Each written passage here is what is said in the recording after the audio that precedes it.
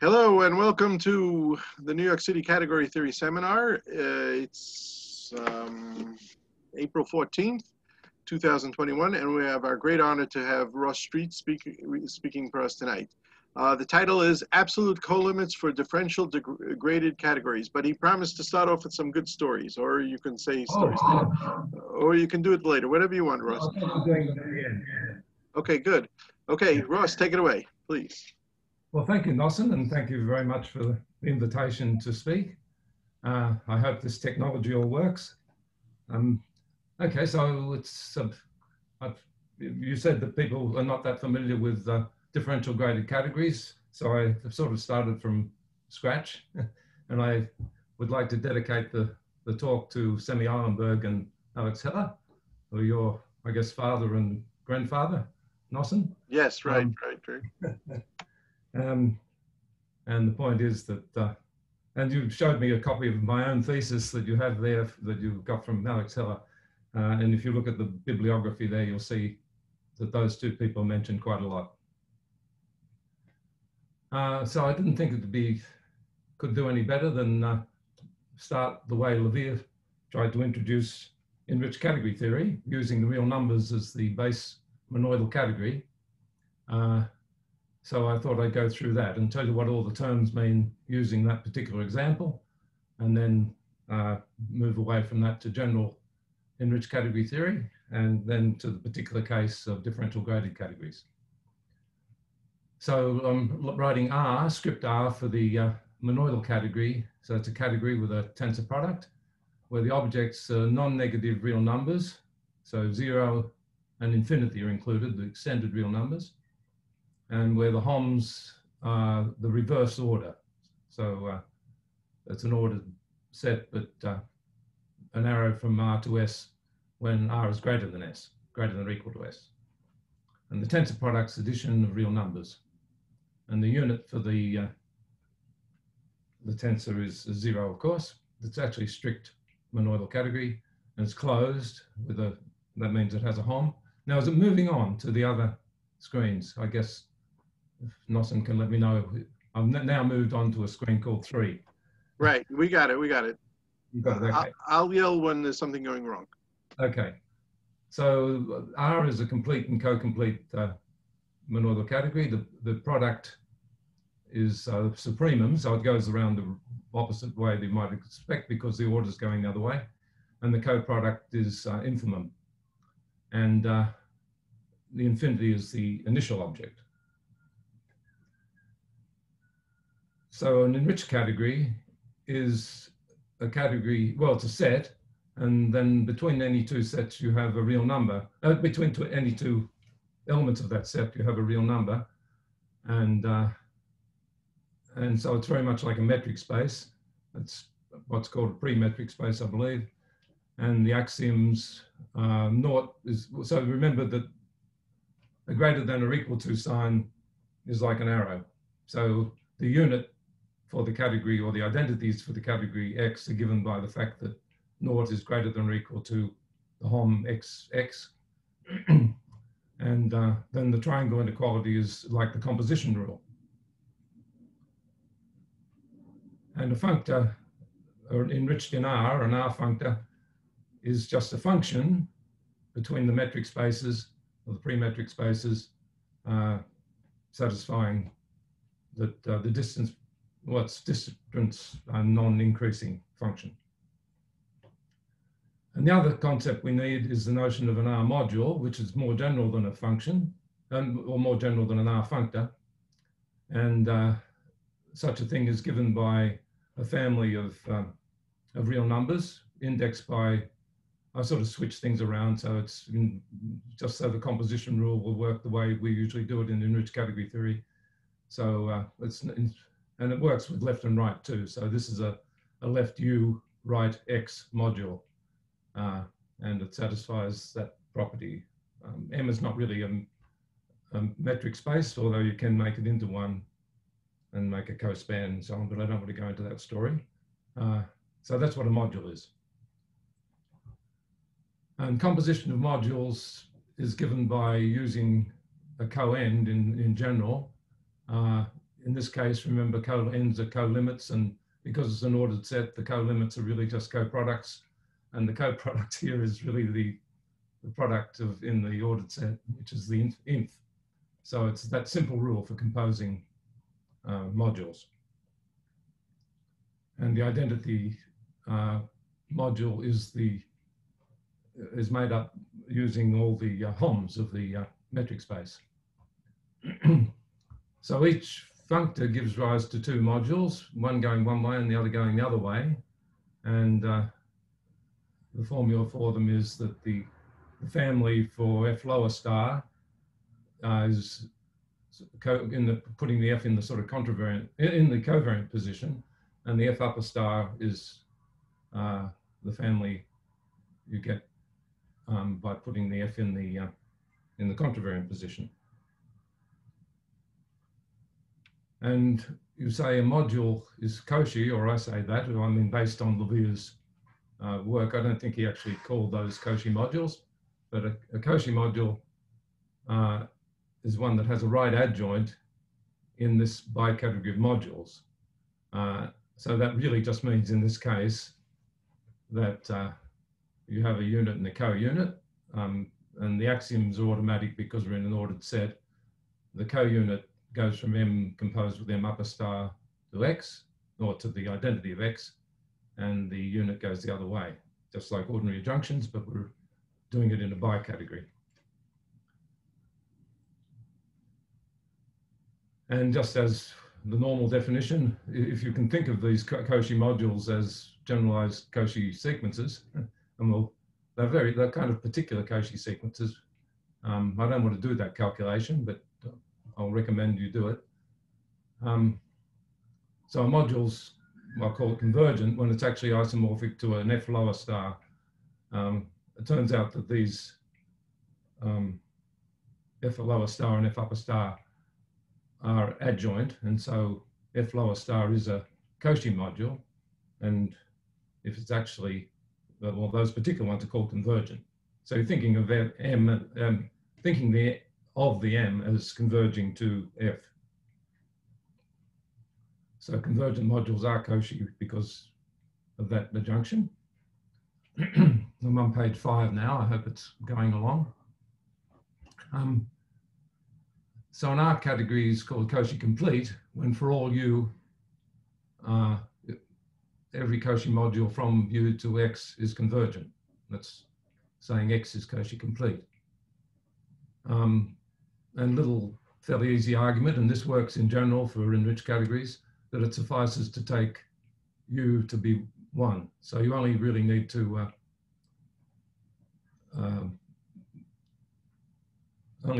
check that every Cauchy module is complete from 1.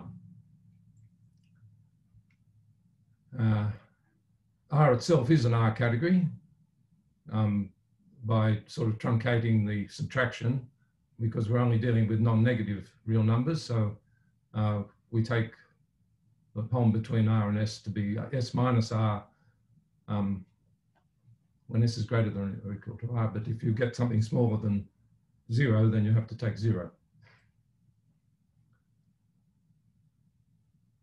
R categories form a closed monoidal 2 category. So the objects of that 2 category are R categories, the morphisms of the R functors, and the tensor product of 2 metric spaces or R categories is defined by adding the distances. And you get the functor categories. The functor category now is going to be another metric space. So the points of that metric space are functions, the functors from X to A. They're the distance non-increasing functions from X to A. And the distance is given by a limit, which in this case is a join.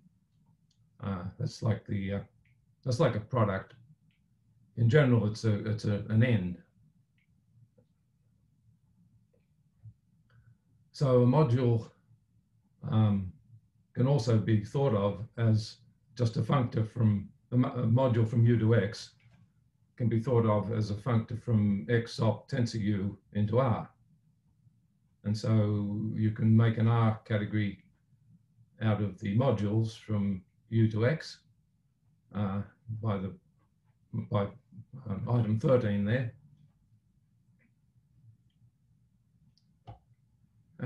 And the Cauchy completion, which I write as Q of X, it's the full subcategory of what you might call the presheaves on X.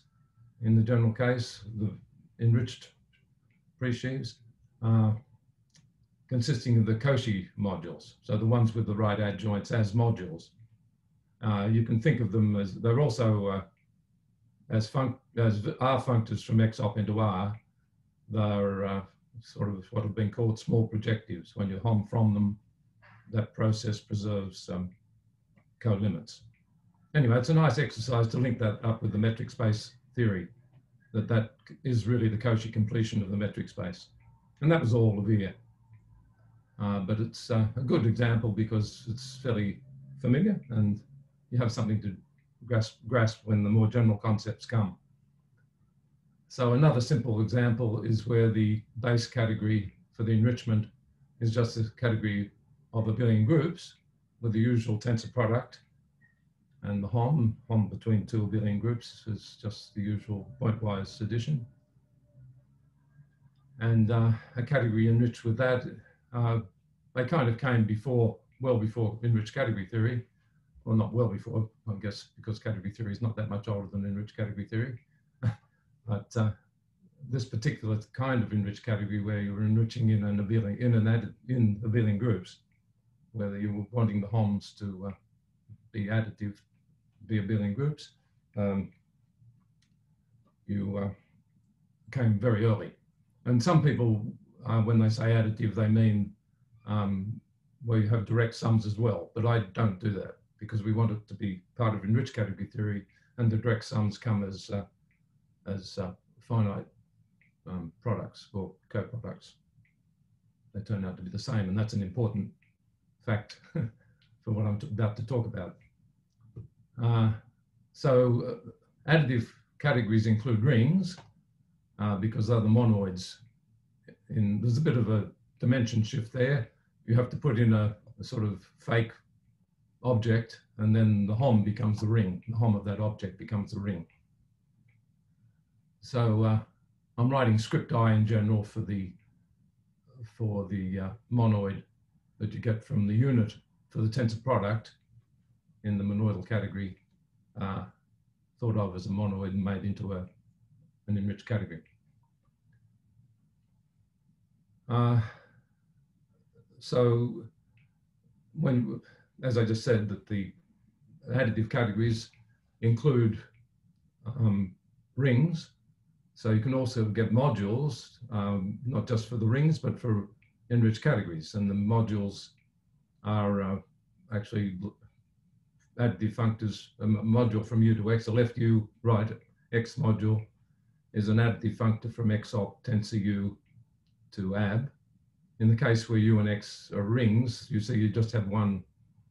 You just have one object in X op tensor U. So M of that one object gives you an abelian group, and then the functoriality gives you the enriched functoriality gives you the two-sided action. And the way you compose is by using a co-end formula. Co-ends are formed by taking the co-product over the objects of X in this case, and then factoring out by the common actions, with the action on the left, with the action on the right, just as you do when you're forming the tensor product of modules over rings. So all these definitions can be made as before, as we did for metric spaces.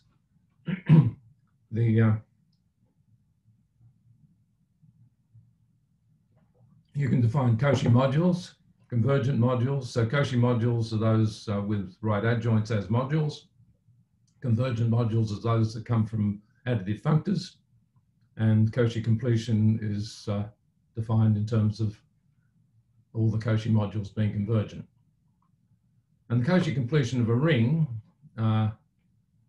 is a nice additive category, and it occurs, but I guess it occurred well before category theory that people were interested in this object. That's the additive category of finally generated projective right R modules. It's the Cauchy completion of a ring R. So this whole theory now goes over to any complete, co-complete, symmetric closed monoidal category, V as base, replacing the R or the ab. And so that's all I really want to say, that you have the notions of modules, you have the notion of Cauchy module, convergent module, and Cauchy completion.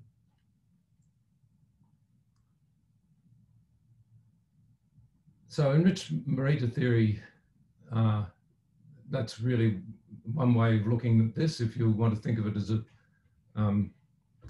generalizing the abelian group case. And here are a few facts about that. So I write PX for the enriched pre-sheaf category X op V. So that's another V category. It's the V category of pre-sheaves. You can think of it in the additive case and in the metric space as examples. And a pre-sheaf is the same as just a right module from the unit for the tensor product. What the unit for the tensor product being thought of as a monoid, and then being thought of as a monoid in V, and then being thought of as a V category. And I'm writing QX again for the Cauchy completion of X. So these are the objects of X op V, which might be called small projectives, because when you hom out of them, they preserve all colimits. But having the right adjoints as modules is the way I like to think of them. Now, if you really, modules can also be made into just ordinary functors by moving up to the co-completion of U. So if U is a small V category, then the pre-sheaves on U is the colimit co-completion. And so you can extend M up into, well, into a functor like that. And then the composition of modules just corresponds to the composition of the corresponding functors. So these functors actually have right adjoints. These are or colimit preserving. So the V modules from U to X can also be conceived as the colimit preserving functors between the pre-sheaf categories. Probably most people know all this stuff, but I'm trying to put it into a setting that you. No, well, I can speak for myself. No, I don't. So I'm enjoying every minute of it. Go, go, go. Okay, well, I'll slow down. No, it's good. Okay.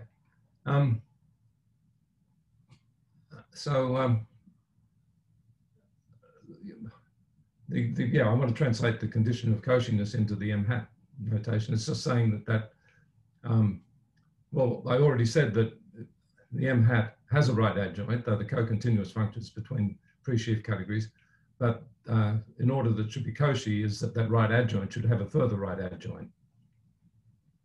And that happens if and only if homing out of it preserves colimits. So yeah, the usual thing. When you're dealing with pre-sheaf categories, you have a very nice adjoint functor theorem that preserving colimits is the same as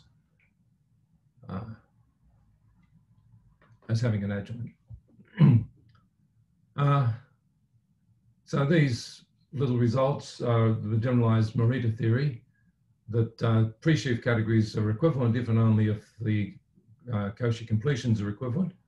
And there's a duality that you can, this is, well, X is, well, it's really saying X is Cauchy complete if and only if X op is Cauchy complete. And that Cauchy completion is idempotent. The Cauchy completion of the Cauchy completion of X is just the Cauchy completion.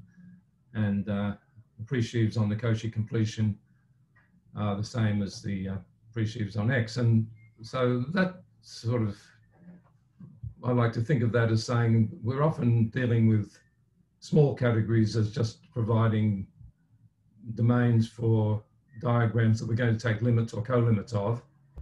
And so it does no harm in actually Cauchy completing your small category, because the functors out of that are the same as the functors out of the original category.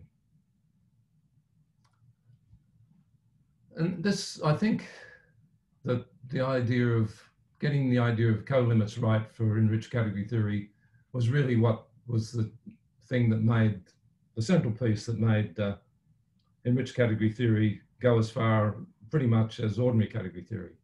Just the fact, there's a little bit of a trick, and the little trick is that when you're dealing with ordinary categories, the monoidal structure, which is just ordinary Cartesian product, is actually a colimit. So X tensor Y can also be thought of as X copies of Y. So that X is sort of providing a weighting of many copies of Y. And that wasn't the original way it was thought of, but it was realized that X cross Y is a colimit. And also the internal hom in sets, which is just the function space, is actually a product. So, you know, the functions from X to Y are the product of X copies of Y. And so you don't really need to, the idea then comes that the tensor product in a monoidal category should also be thought of as a colimit.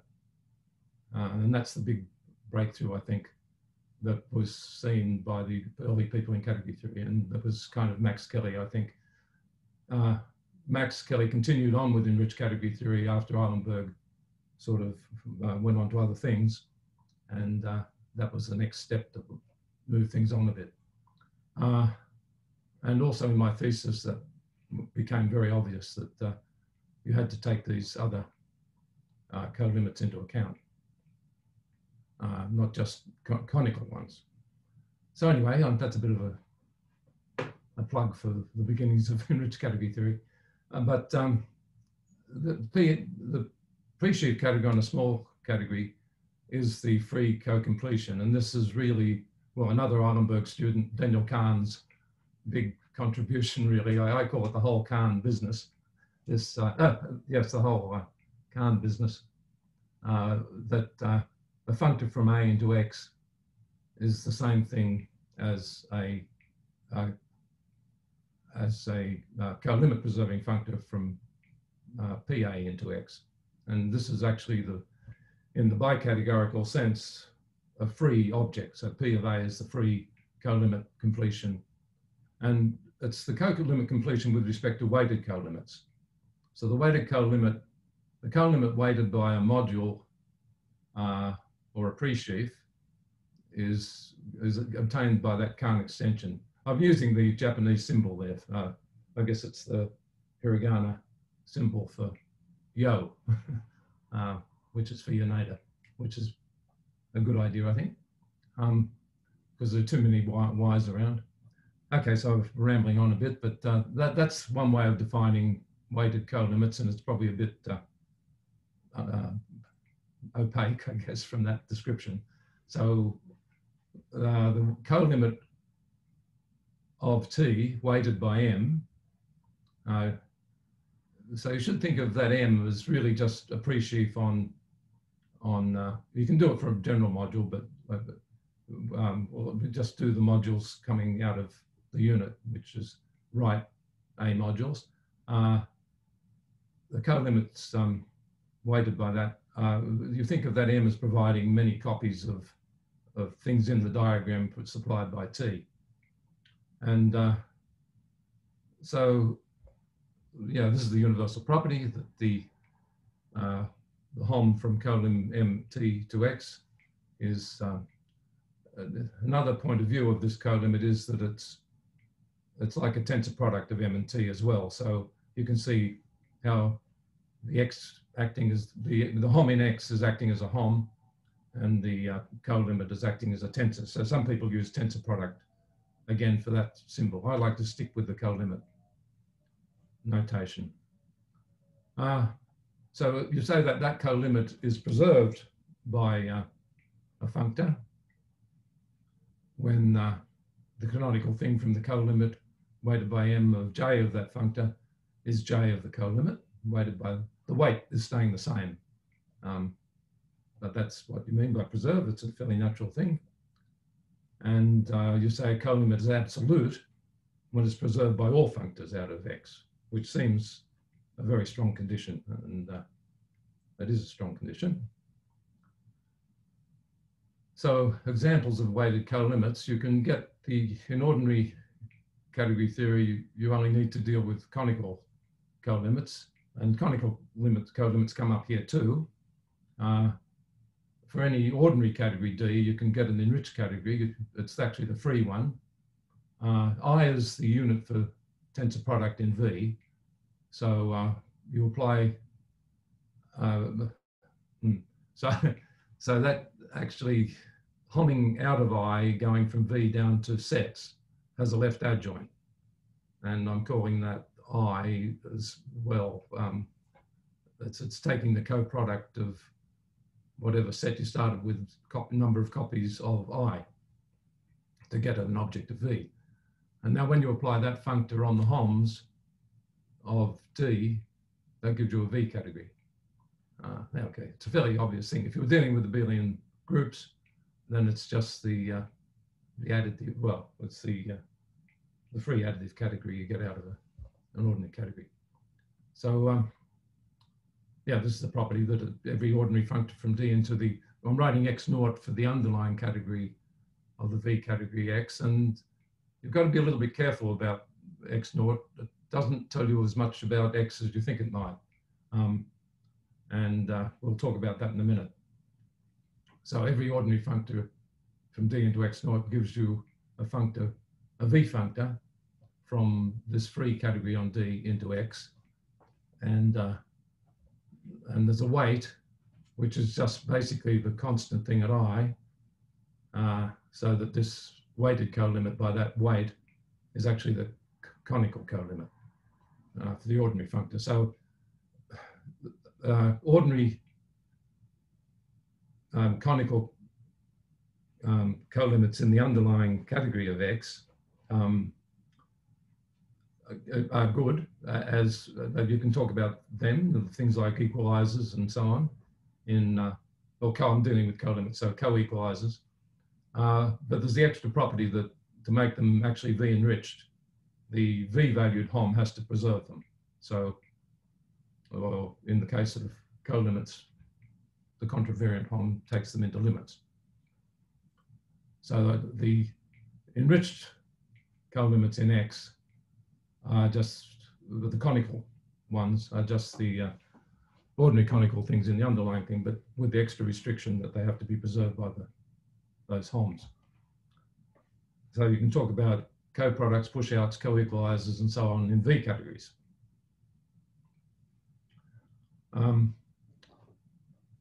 But then you've got these extra things which are to do with the weighting.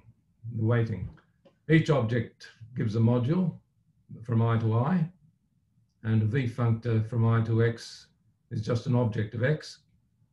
And the colimit of X weighted by V, we denote by V tensor X, and it's called the tensor or co-power of X by V. So in ordinary set-based category theory, that's just the co-product of V copies of X, because V is a set.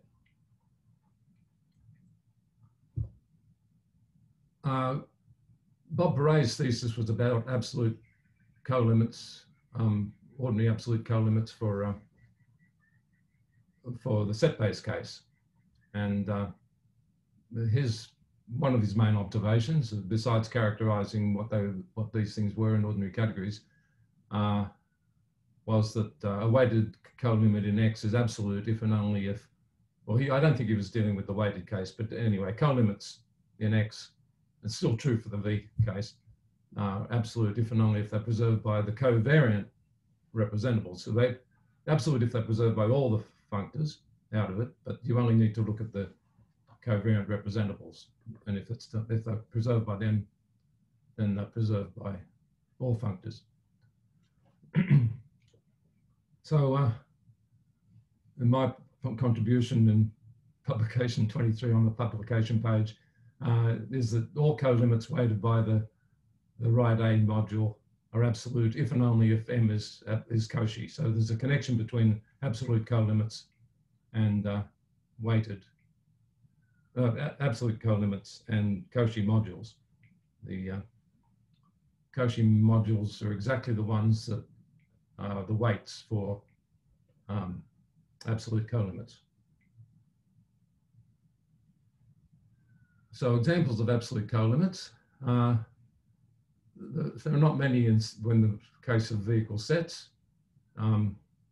Basically, they're the ones that come from splitting idempotents. So if I want to make it into saying it's a certain kind of coequalizer, the coequalizer of a pair of endomorphisms, one of which is the identity and the other is an idempotent, are absolute because that coequalizer is really just the splitting of that idempotent.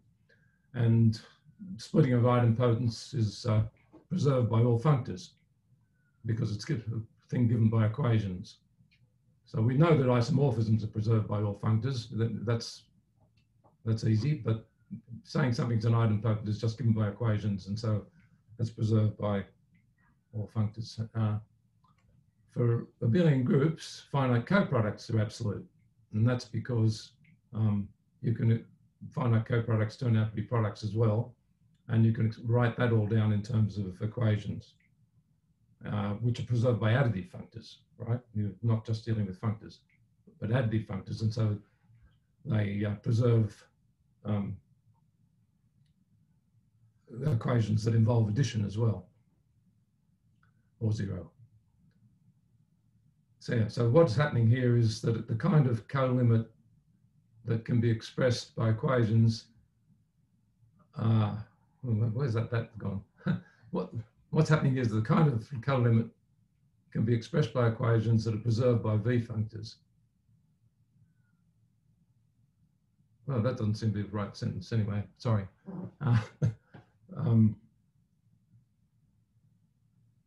Does that make sense? What is happening here?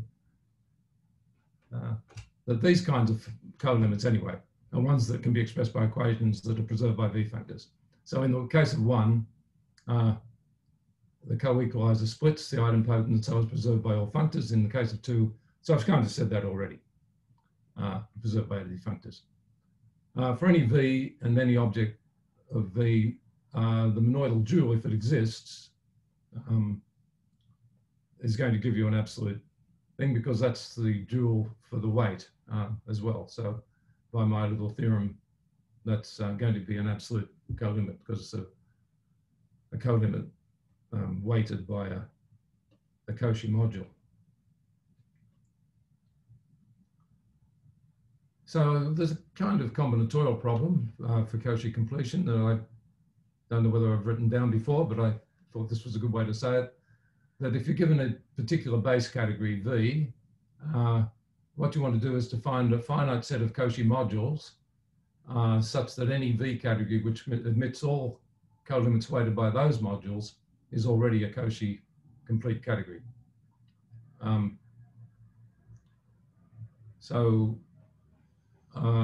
The examples, so you probably shouldn't expect this finiteness property to happen for an arbitrary V. Maybe V should be locally finitely presentable. And one of my students, Scott Johnson, in the early days showed that the Cauchy completion of a small category is small whenever the base has its underlying category just locally finitely presentable. It doesn't matter what tensor product it has on it, as long as V is locally finitely presentable, the Cauchy completion of a small thing is small. For V equals sets, the module for splitting idempotents is enough. I won't tell you what that module is, but you can work it out. Once you've got splitting idempotents, then you've got Cauchy completeness.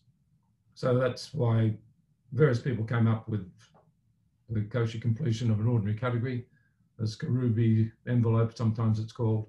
Although I think actually Karoubi was dealing with the additive case and splitting idempotents just in the additive case, not actually doing the Cauchy completion of the additive category. So for additive categories, the modules for splitting idempotents, the initial object, and the modules for binary coproducts suffice. So there's 3 different modules are enough. And the new result that I'm wanting to talk about, although I won't go into much detail, is the case where V is chain complexes. So I need to discuss that a little bit. So I write DGAb for the category of differential graded abelian groups, or chain complexes of abelian groups, and they look like that. They go downhill from the elements of dimension n. I don't think we see a picture here. Oh, is it stop? Are you on page 13 now? Yeah, I'm on page 13. We're on page 13. Okay, now have you got part 2 now? No. Oh, that's happened then. The dreaded thing has happened. How do I fix it? I think I might be able to just read. How about going to page 14? I could. Are you still seeing something now? No, we're still on 13. But I'm on 13. I'm on. Well, there's more parts to 13. That's the point. Is that what's happening now? We're still at part 1 of 13. We didn't without a picture. I've got 2 and 3 of 13. Okay, I think I have to unshare if I can find. Okay. So we're going to have a musical interlude in between. I can't see that on share. Stop share. Okay, there you go. Yeah, musical interlude. I won't sing. Okay. I'll start sharing again. No rush. That's the PDF file I want. Share. Now what's happening? Ross Street has started screen sharing. 1 second. Let's give it a second. We don't have it yet.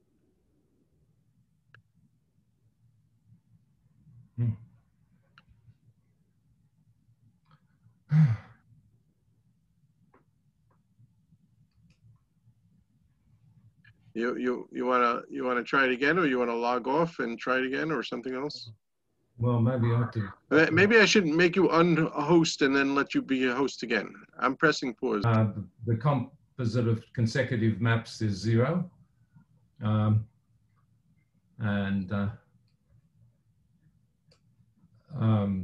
Yeah, I just sometimes use D for Dn, sometimes D to the A when you want to specify which the chain complex you're referring to.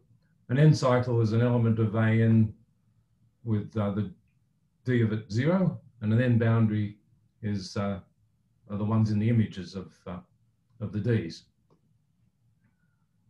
A morphism to chain map, when it's just a morphism of diagrams, just commuting with all the boundary maps.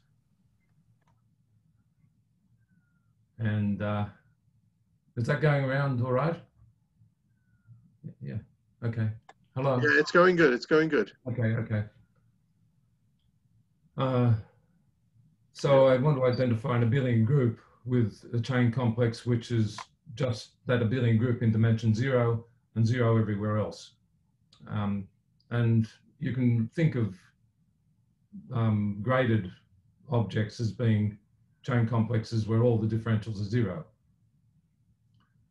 The monoidal structure on chain complexes is defined like that. It's a kind of convolution. Although, yeah, anyway, that's a kind of convolution tensor product. And there are all sorts of things to say about that particular tensor product, but it's fairly straightforward. The unit is the same as the unit for the abelian groups. It's just the chain complex, which is 0 everywhere except in dimension 0 or 0, where it's Z. Is the tensor product monoidal, symmetric or not? It is symmetric. I'm about to come to the symmetry. Oh, okay, sorry. Yeah, that's all right. And there's an internal hom, which is defined like that. So you can think of that as a collection of, an element of that product is a collection of maps which raise dimension by n. That's the maps of dimension n.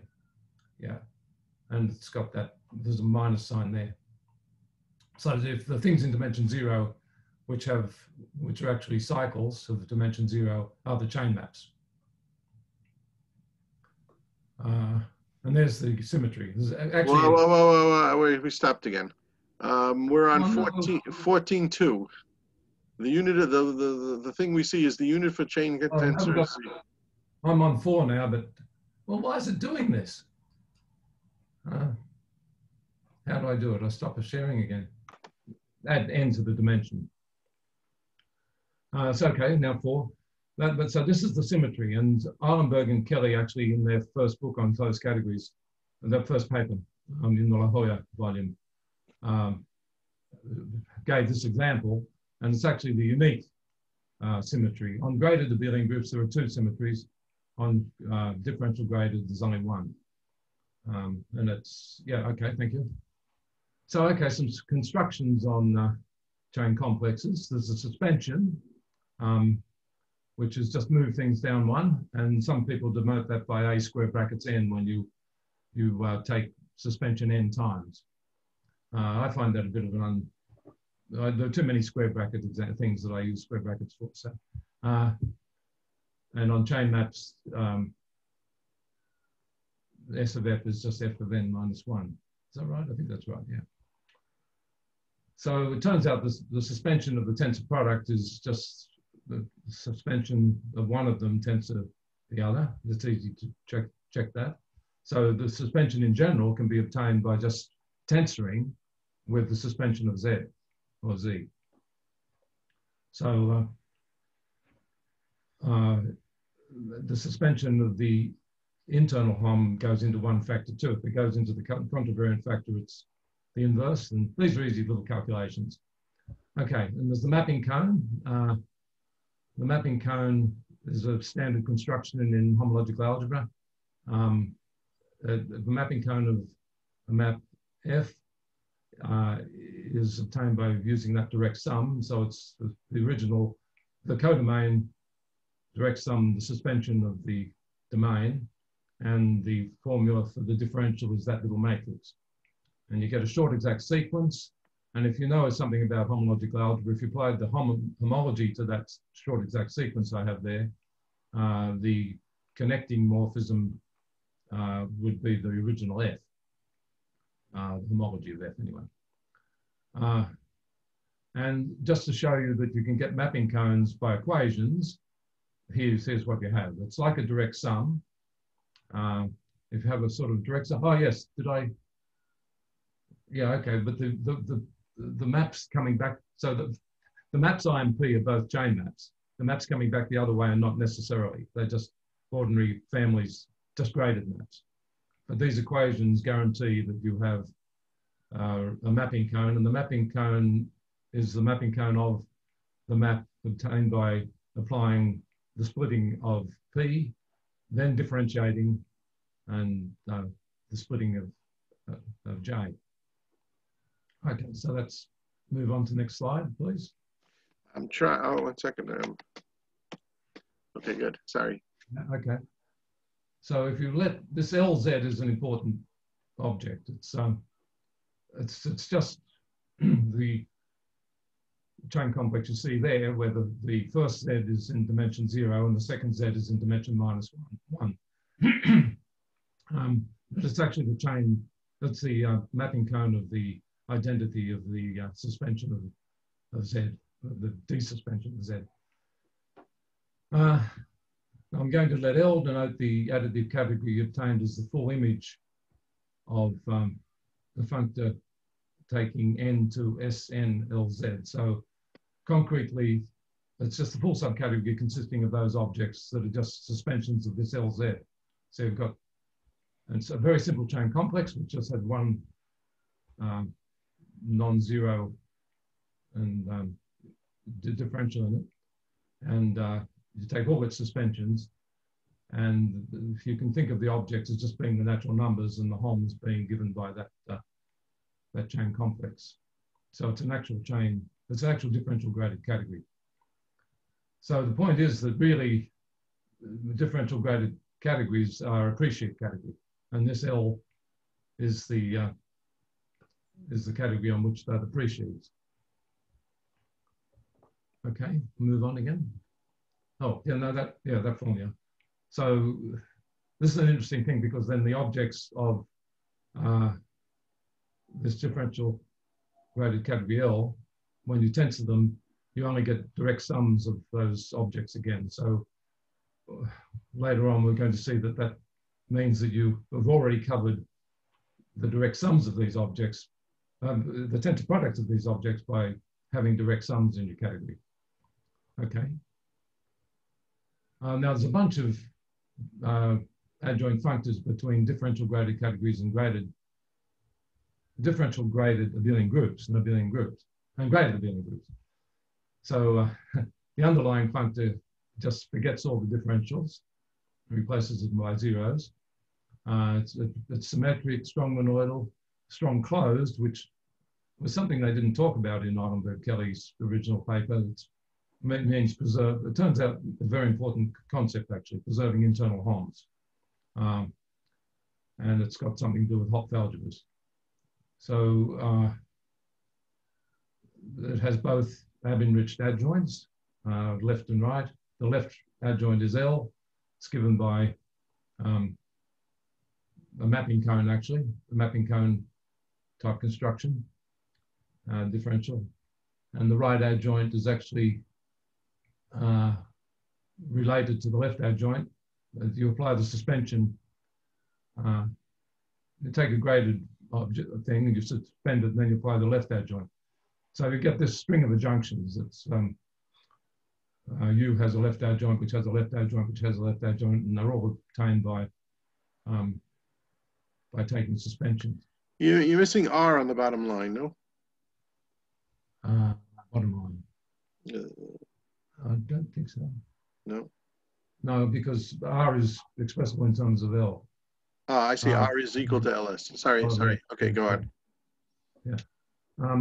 So that means in particular that U preserves and reflects all limits and colimits. And so therefore, by a very simple use of Beck monadicity theorem, U is comonatic. In fact, it's not just comonatic. Differential graded abelian groups are the comodules for a comonoid structure on the ring of dual numbers, the additive, the abelian group based on dual numbers. What are dual numbers? So was that? What are dual numbers? You just take you add an element D with D squared. So the polynomials, Okay. degree 1 with D as the indeterminate, Okay. D squared is equal to 0. Yeah. So just everything can be written as an integer plus an integer times D. Yeah. So that's they're actually the co-modules for, so a co-module for that comonoid in graded abelian groups is a differential graded abelian group. It's fairly easy to see. And then graded abelian groups are also comonatic in that special way by being the comodules for a comonoid. And that comonoid is just the Laurent power series. And then the composite, it's not always true that the composite of comonatic things is comonatic, but these are very strongly comonatic, and that composite is comonatic, and that was the comonoid that does it was made explicit by Bodo Freigas. And as an example, his paper is called an example of non-commutative, non-co-commutative Hopf algebra in nature, occurring in nature. So it's the one that's a comonoid in abelian groups. It's actually a Hopf algebra whose co-modules are differential graded abelian groups. I won't say exactly what the Hopf algebra is, but it's some sort of semi-direct product of those two. yeah, so the monoid structure on the comonoids. So when you have a Hopf algebra, when you look at the comonoids, if it's because it's the algebra structure that gives you the tensor product. Okay, next page if we can. Page to 20. Oh, that was, yeah, okay. Okay, yeah, the Hopf structure ensures preservation of the internal Hom. That's the strong closedness. Yeah, that's kind of a characterization of it. So a differential graded category is a category with Homs enriched in chain complexes.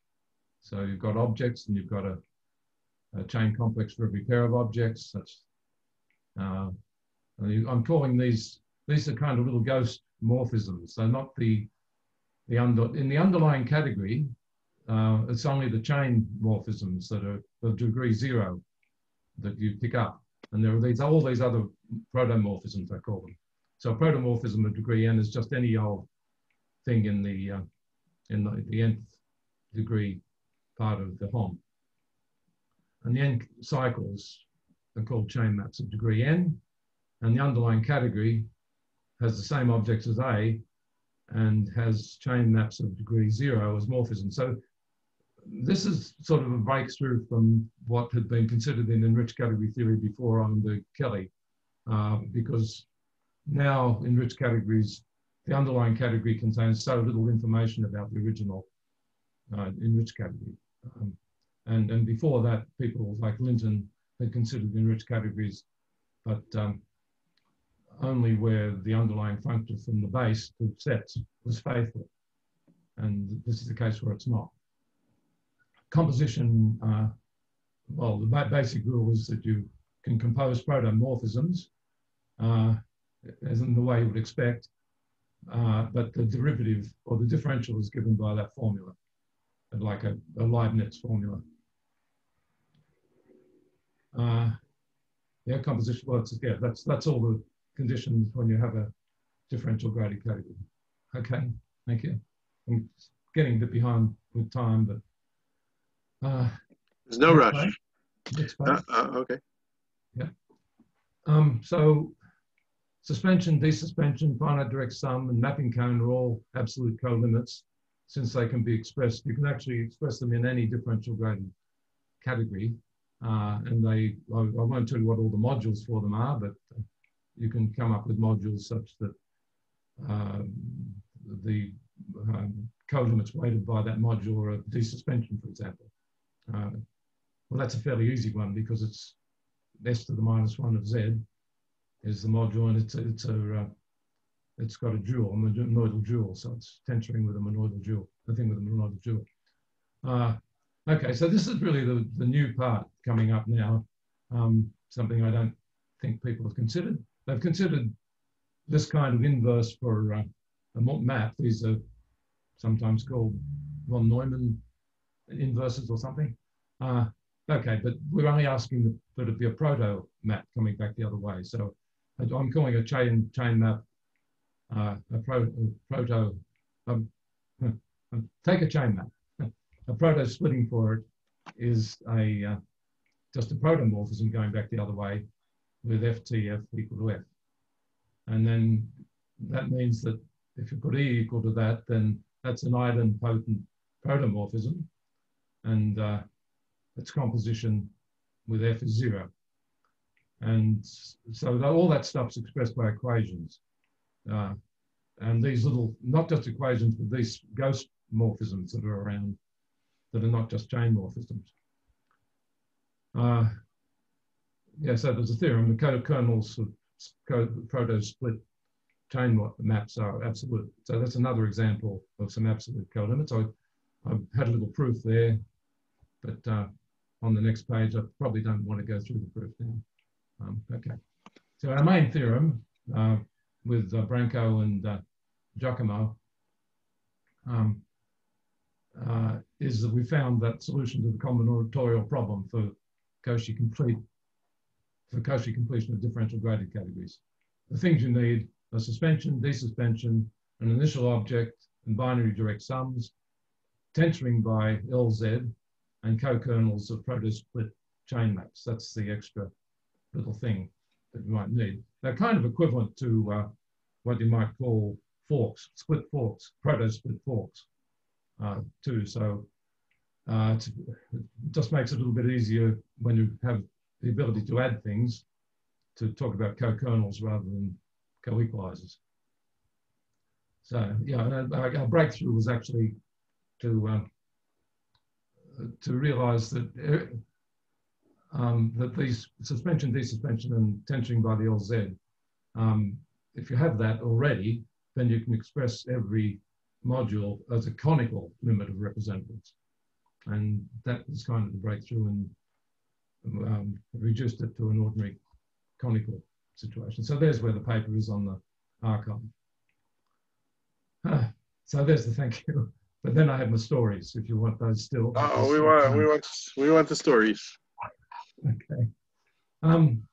So I've tried to make a sort of one-liner for each of the three stories. I don't know whether they're really stories in the sense you wanted, but I was going to say with Sammy, my first, well, was it my first meeting of you? I'm not sure whether I met him when I was in America for the 2 years in 68, 69, 70.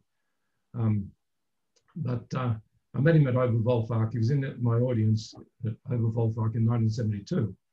And I was giving this thing on Unida structures, the talk on Unida structures, which was work with Bob Walters.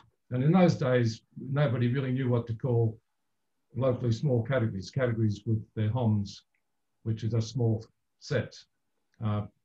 And one name for them was legitimate categories, if they've got small HOMs. Okay, so, and then also there's an ambiguity. People use the word distributor. Benabou was starting to push the word distributor for profunctors or what I'm calling modules. And anyway, when I came up with this thing, I just said, oh, this is an illegitimate distributor. And Sammy stood up and said, bootlegger.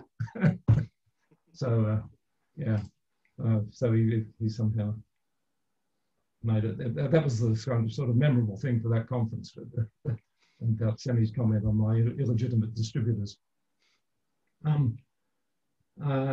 Okay, next story about Sammy. One second. You can change. I did have a heading. Oh, endearingly inconsistent. Oh, yes. So Sammy visited, well, both Sammy and Alex visited Macquarie, but Sammy visited.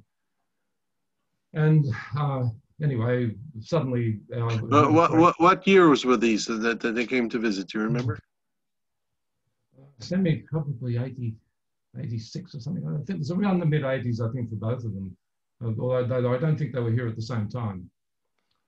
Anyway, our university suddenly realized how important a guy he was and wanted our usual reporter to come and interview him. And I asked him whether that was all right. He said, yes, Ross, but you never try to teach them mathematics. You try to just give anecdotes. You don't teach them mathematics. So anyway, in came Janelle Murphy, who was our reporter kind of person for the university news. And there was this electricity between them immediately. And he was just charming her all over the place. And he started to try to explain mathematics to her through the Königsberg Bridge problem. So he told the story about that, where the soldiers are trying to, or sailors, whatever they were, soldiers trying to cross the bridges, and how you'd never really solve the problem by that method. And then he moved on to try and explain exactly what a theorem was, what Euler came up with, and so on. So he'd gone completely against what he said. Now, there were other examples of that in mathematics with me too. So you probably all know the story about, I think it was his 60th birthday, when Miles Tierney went. This is the third thing about being an art expert, which you all know, I'm sure.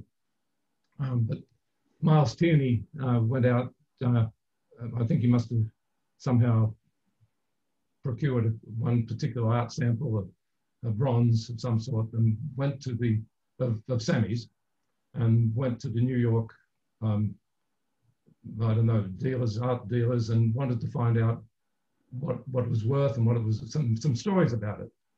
And all of them said, oh, you'll have to ask Mr. Eilenberg about that one. So they realized that he was the one who knew all about the brass artworks. Yeah, but leave it on that for a minute, because he was interested in art. So I think the second time he came from Java on Garuda Airlines, and I went to the airport to pick him up. And he'd come from Indonesia. And he wanted to go and see somebody he knew who was an artist, an Australian artist, who he met in South Pacific or somewhere, Indonesia. His name is Donald Friend, because he'd learnt that this guy had cancer and was dying. So he wanted me to go straight from the airport to go and see Donald Friend. And so we got in the car, and he sort of knew where it was. He'd been there before, and we actually found the house, and it was a strange thing. It was like a ghost house, a kind of, I think what the Americans call it. It's like a shotgun house, but a 2-story one, or 2 or 3-story, but very single, pushed into a very compact neighborhood. But everything else was cleared. It was just this one house standing that had been part of a kind of built-up neighborhood. And we saw this rustle of a curtain up high, but we couldn't get anybody to answer the door. And anyway, then I took Sammy to where he was staying, and well, yeah, that's the story. But he followed up and found out where Donald Friend was, and we did go and visit him. And he died while Sammy was here, I think, or just after he left.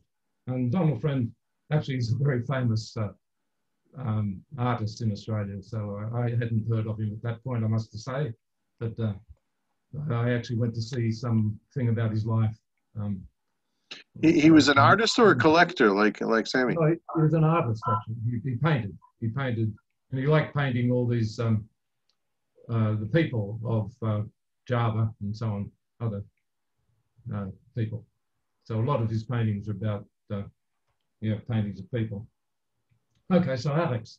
Well, the inspirational scholar was just the evidence that I had in my thesis, because I think there are more references to Alex's papers than any other author. Yeah, so they were very well written, I thought, and inspired a lot of my work in that thesis. And he travelled to Australia in the 1980s, and it was actually at the invitation of Murray Edelman, who knew him from America. Now, Murray Edelman was a student of Peter Fried, who's passed away by now. Murray has. And they were very good friends with Alex and Murray. And that was I remember this visit for mathematics, very vividly, for both mathematics and for social things, because for mathematics, he was actually talking about this, what do they call them now? Derivators, the Grothendieck derivators. So I think it was just before he published the memoirs. The memoir on Memoirs of American Mathematical Society in the old-fashioned format. So that was a very influential paper that he'd written. Well, that thing I sort of was really delighted by it, because it's actually enriched category theory. It's showing that or variable category theory, that all these miserable properties of the homotopy category can be made into the existence of nice Kahn extensions and so on, making sense in variable categories. So that's, and the other thing was we had the social things. He had a nice place that Murray had found him, I think, overlooking what's called the Spit Bridge, which in North Sydney, very nice view of yachting people and so on, both the sea and the river. I think. Yeah, maybe you can still see the sea. Anyhow, a beautiful place. And he introduced, well, Grace, his wife, and he introduced us to prosciutto with figs and pears, I think. And it really was a delicious, delicious thing that they made up for a little thing when we visited them at this place looking over the spit. Okay, I only have one more. And this, he was a bubbling enthusiast. I can just see him now being, are we too late or no? So perfect. Okay. So it's, enthusiasm was incredible. And one example of it was, he came up to me and said, do you know that your braidings are monoids in monoids, monoidal objects in monoidal things? I said, well, yes, that was my way of actually thinking about braidings on monoidal categories. I said, but, you know, I wanted that to be in the paper, and it is in the paper. He said, it shouldn't just be in the paper, it should be out there. You should be shouting it from the rooftops. Yeah. I think he visited you in the 90s also, not only in the 80s. Did he come back? I remember he came back. You have his CV or something like that there?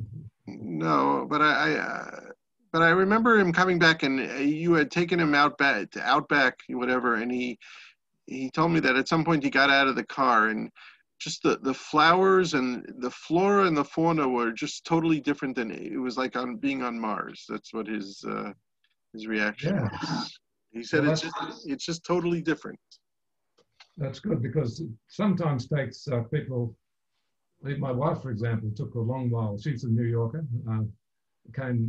Took a while before she actually identified with the Australian bush and so on, and saw how beautiful it is if you look at it the right way. Anyways, thank you for a beautiful speech. Any questions? Any discussion? Let's everyone turn on their cameras. Oh, I'm going to stop sharing. Well, maybe I shouldn't. Anyways. Well, I don't know what that problem was. It had a 74, so it must be something. Thank you. Okay, thank you. Thank you very much. Any questions? Any discussions? I just wanted to ask you: Did Sammy work on closed enriched categories before Eilenberg and Kelly? Yes, well, that was the way they came together, and it was because of chain complexes.